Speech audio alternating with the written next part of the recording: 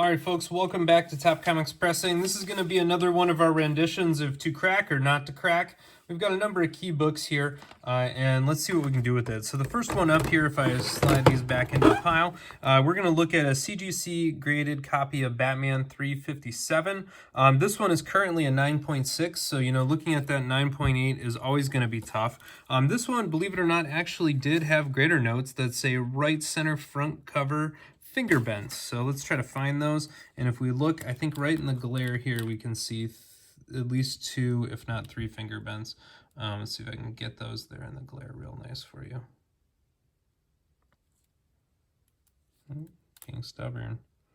Right through here, there you go. So now you can see it. You can see it's multiple, I might actually call this one continuous crease, not necessarily a finger bend. And it really might be 2 or 3 finger bends that kind of overlap. Maybe somebody grabbed it, this way. But right down through here, you can definitely see those right under the squid's eye and then kind of all the way up to where the squid ends right here. And, looking at them real close, I'm guessing there might be a little bit of cracked gloss in there, but this one might be a good attempt for an iron and a repress. There's a little bit of fuzz up there in the top corner, but I think that's mostly just my imagination. This corner looks pretty tight and crisp, especially for a spine tick. Now there is a very light spine tick right there in the DC logo we can see, and so go through here. I think that there's another tick right there you might be able to see. I think you can see the damage in the paper, and then maybe right here is one that does not break color. This one, I think, after a press will end up breaking color right there. You can kind of see it right through the gloss. So this corner looks sharp. So I think, that, and there is a little bit of discoloration on the back there. I think this one's noted for being the first full appearance of Killer Croc and Jason Todd. By the way, I flipped through this book. It's really hard to find Jason Todd in here. And for those of you that don't know, the Killer Croc has one of these first appearances that's spread over multiple issues. So there's no single Killer Croc key issue. This one, I think I would vote on the not to crack list. There is some light cover tanning here. These bends, I think I could press out, but I'm not so sure that I'll get all the creasing out. And if it were just that, I might be okay with it, because I have gotten defects like that through CGC before without getting flagged. But I do think that there are 2 really real but very small spine tick lines. Now, maybe CGC would overlook those as being, very, very faint. So I'll consult with the owner, but I think I might lean towards the, this one, highly probable coming back at 9.6 after the work. So.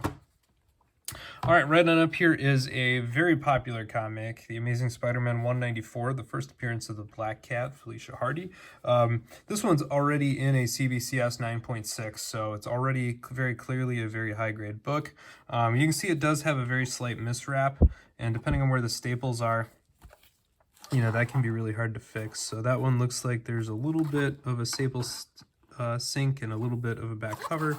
And then if we look, the other one is up here. So this is crooked because the staples were not stapled parallel. So in a perfect world, they're exactly at the midpoint. But if they're stapled like this, something's got to twitch.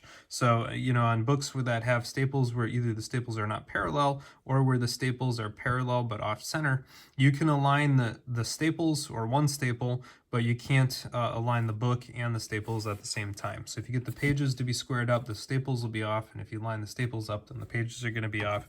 And generally, when pressing, it's better off that the pages be off, even though it's a little bit unsightly. So CGC might call this a slight miswrap. Let's see what CBCS said. They said light foxing on the back cover. So let's check it out here. And I think right up here, you're going to be able to see that. So there's very, very faint, very slight orange discoloration. That's going to be the light foxing.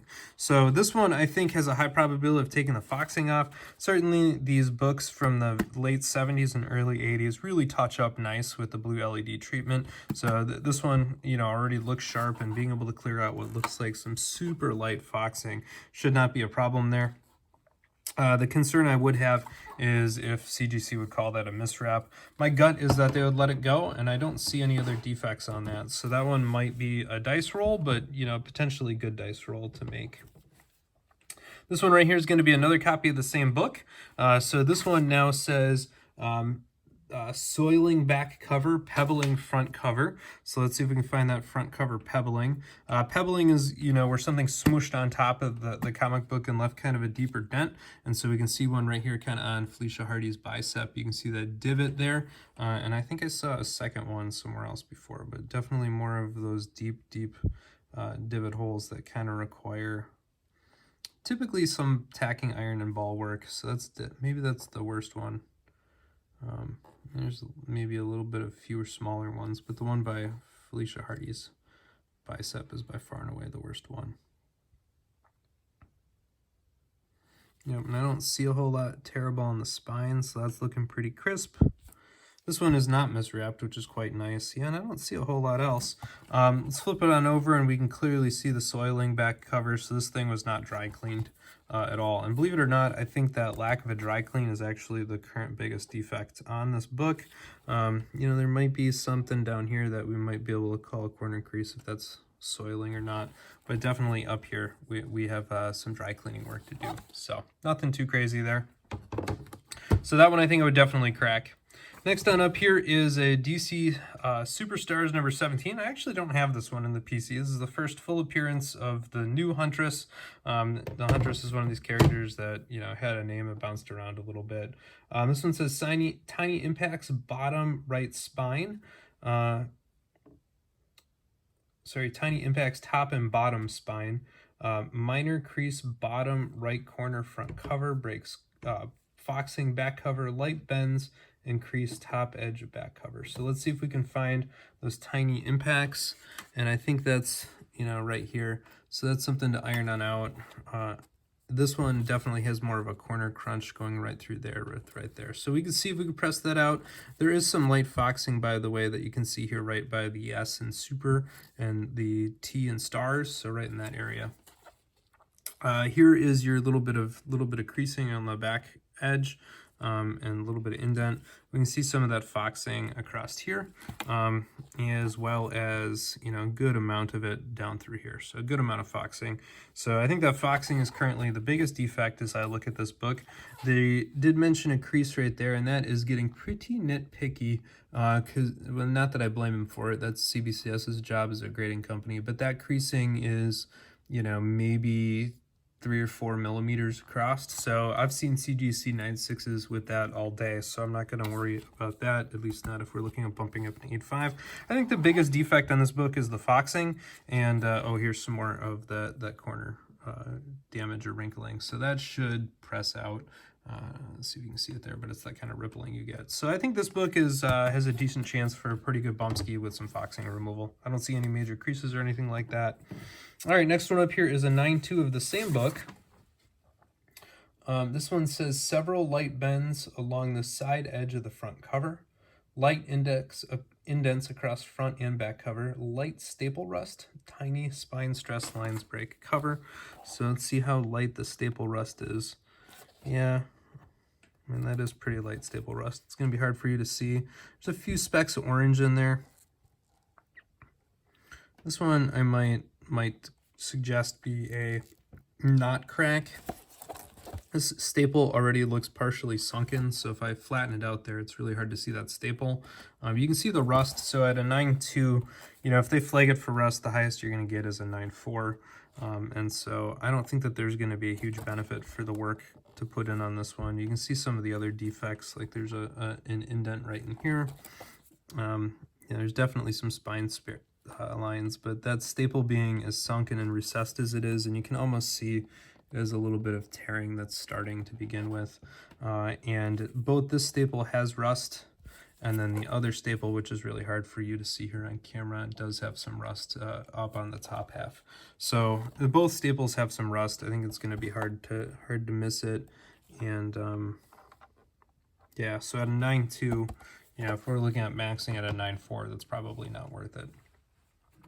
This one has a bunch of foxing and a dust shadow noted, as well as some creasing. So the creasing is right along here. You can see it, some right in there, and then there's more right in here. You can kind of see it goes all the way down and around. So that's where that's coming from. The dust shadow is quite noticeable on the back half here. This one I do think would get a bump, but I don't think it's going to ever bump to a 9.8, partially because you can see that there are multiple spine stress lines here that break color as I move my finger down there. So there's several of those. So I think that this thing might get a 9.4, 9.6 if we really put a lot of effort into it. And given the scarcity of this book, and the value of this book, I don't think it's really worth that effort to the owner of this for that work. Obviously, if it's a really cherished book for some other reason, you're welcome to do that. I'm always happy to work on people's, sentimental books, but other people really care about if they're going to get a return on the effort and time and money they put in, and I don't think that'll be the case on this one. All right, this one's already a 9.6 copy here. This is the first appearance of Power Girl. And this one says small printer crease, left top of back cover. So let's check that out. So let's see here, left top, back cover. Yeah, right there's our printer crease. That usually is not limiting because that's a manufacturing issue. You can kind of see the line right there as it goes through. So, I don't think there's anything we can do about that. That's not pressable, by the way. You don't want to try to iron that out. You're going to end up putting a big nasty color break in there. You just want to leave that printer's crease right where it is. And this says very small light stain, left center of back cover. And that very small light stain here, I think, is one single patch of very light foxing. So we can try to blue LED treatment that one. So if that's all that's wrong with this one, I think that there's a decent chance it comes back a 9.8. I've been looking, the corners look really sharp. This one might have just a hair of edge wear on it. It's hard to always distinguish when it's that small, if it's just the paper being cut or if I'm just being too nitpicky. But the corners look super sharp. I don't see anything on the spine, so I think that this one has a really good chance of getting a bump, especially because we should be able to clear out that really light spot right there. So I think I would crack this one. So let's just go back through them. I think I would crack and roll the dice. I think I would probably skip because it's just not going to be worth it. It's not going to make a 9.8. This one I think I would skip because of the staples. I think if the staples weren't as rusted, or if it was only one of the two staples, I would roll the dice. But I think with how it is, I would probably leave it. This one I think I would crack. I think we should be able to touch up a lot of that foxing on the back cover there and a lot of these issues top and bottom. This one we're definitely going to crack. We're going to try to definitely clean that on up. By the way, this one happens to be a direct copy in a newsstand, and believe it or not, so this direct is the one with the slash through the barcode, and the newsstand is the one that's free. In the late 70s, the direct copy is actually the more rare version, and so this one coming back high, I think would be sought after by the right collector who understands the scarcity of direct comics in the late 1970s. That inverts after about 1985, but this is still in the very, very early years of direct market sales. So very few of those compared to the newsstands, something to keep in mind. But definitely we'll be able to clean all this up, and hopefully we won't find any staining or anything under there. So keep your fingers crossed. This one, I think I would go with, only because this book in 9.8 is such a big deal. So, I think that one's going to be worth the gamble. And this one I think I would probably skip, only because I can see a couple of other defects on there, but I'll see if the owner wants to roll the dice or not. Certainly I would not object to dice rolling on it. With a little bit of blue LED treatment on the back, it's quite possible CGC misses one or both of those spine ticks and gives it a 9.8. So, that's kind of where I'm at. This may or may not press out. It's really hard to say because I'm looking at it through not just one but two layers of plastic, and that's very different than seeing it straight on or head on.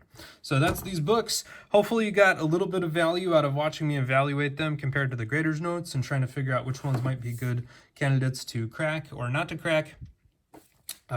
Give me a thumbs up here on the video, click that like and subscribe button, follow the channel, leave a comment in that section, and feel free to reach out on Facebook or Instagram.